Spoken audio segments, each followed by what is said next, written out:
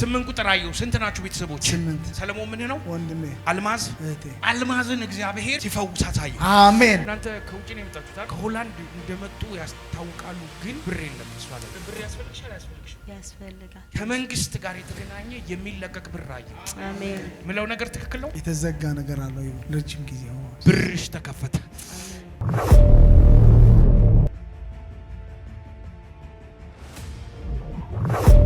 በአልጋችሁ ላይ የተደገመ ድግምት አለ። አንቺ ወደሱ ስትጠጊ ያቃጥልሻል፣ እሱ ወደ አንተ ሲመጣ ምን ያደርጋችኋል? ያቃጥል። በሁለታችሁ ላይ የተሰራ ነገር ፈረሰ። አሜን።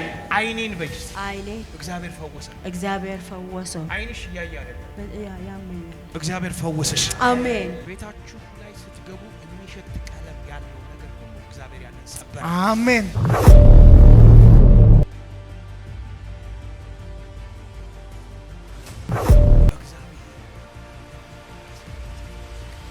አሜን። መጽሐፍ ቅዱስ ተከፈተ።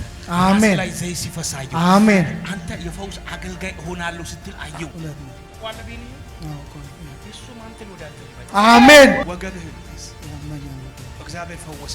አሜን። እንደ ጨጓራ የመሰለ ነገር ፈውስ ሆነልህ። አሜን።